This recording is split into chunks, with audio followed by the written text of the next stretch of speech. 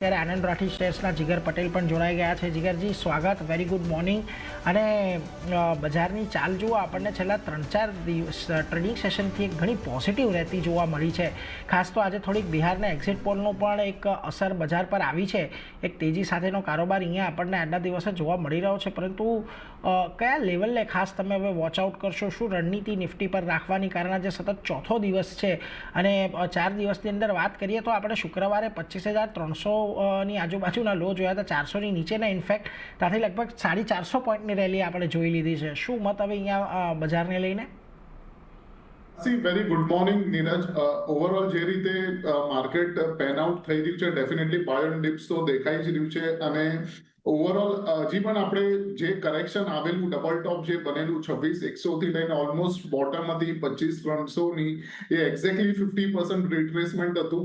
જે આપણે સપ્ટેમ્બર થી લઈને ઓક્ટોબર સુધીની રેલી જોઈ હતી ઓલમોસ્ટ 1,200 પોઈન્ટની, એનું જ 50% રિટ્રેસમેન્ટ હતું। અને સાથે સાથે જે 50 દિવસની મૂવિંગ એવરેજ હતી એના જ આજુબાજુમાં એક્ઝેક્ટલી 50% રિટ્રેસમેન્ટ પણ હતું, ટ્રેન્ડ લાઇન પણ ત્યાંથી, એટલે એકદમ સ્ટ્રોંગ સપોર્ટ હતો 25,300 નો। ત્યાંથી જ આપણે એક સારો બાઉન્સ ને રિકવરી જોઈ રહ્યા છે। અને ઓવરઓલ આજે જે ગેપ અપ થયું છે, એટલે સ્પેસિફિકલી ઇન્ટ્રાડે માટે કે 2 દિવસ માટે એ જ વ્યૂ બનશે કે જેના ઓલરેડી બાય છે તો એ લોકો એટલીસ્ટ 30 to 40% પ્રોફિટ અહીંયા બુક કરે। અને ધેર ઇઝ અ ચાન્સ કે 25,700 નો જે આજે ગેપ છે એક વખત ફિલ થઈને ફરીથી આપણે હાયર સાઇડ જોઈ શકીએ છીએ। એટલે અઠવાડિયા 2 અઠવાડિયાની વ્યૂ ડેફિનેટલી બુલિશ રહેશે।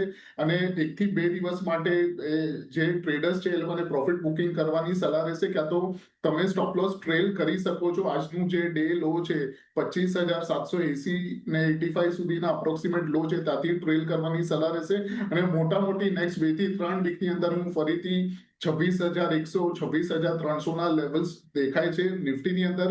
વેરેસ બેંક નિફ્ટી વધારે સ્ટ્રોંગ છે compare to the Nifty in terms of અગર આપણે રિટ્રેસમેન્ટની વાત કરીએ, જેમ નિફ્ટી 50% રિટ્રેસમેન્ટથી ટર્ન અરાઉન્ડ થઈ હતી, એવી રીતે બેંક નિફ્ટી 23.6% રિટ્રેસમેન્ટથી ટર્ન અરાઉન્ડ થઈ હતી, બુલિશ એન્ગલ્ફિંગ પેટર્ન પણ બની હતી ત્યાં। બટ ઓવરઓલ જે ફિબોનાકીના લેવલ્સ છે, જ્યારે પણ 23.6 થી કે 38.2 થી રિટ્રેસમેન્ટ આવે તો ટ્રેન્ડ ઘણી મજબૂત કાઉન્ટ થાય છે। તો આની અંદર ફરીથી એક મોટા લેવલ્સ એટલીસ્ટ 60,000 કે 59,500 ના લેવલ્સ બેંક નિફ્ટીમાં એક્સપેક્ટેડ છે।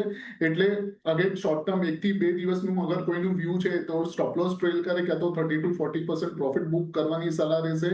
અને અધરવાઇઝ જેનું એટલીસ્ટ 2 થી 3 અઠવાડિયાના વ્યૂ છે એ 59,900 કે 60,000 સુધીના એક ટાર્ગેટ લઈને ચાલી શકીએ છીએ। અને ક્લોઝિંગ બેસિસ ઉપર અગર 58,000 ના નીચે ક્લોઝિંગ આવે છે તો એક્ઝિટ કે સ્ટોપ લોસ કરવાની સલાહ રહેશે।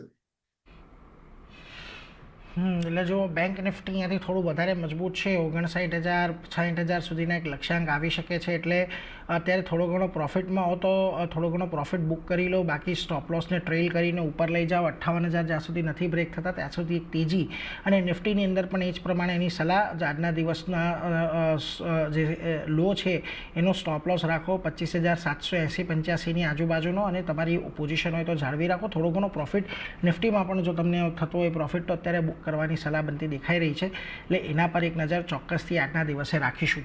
પરંતુ આગળ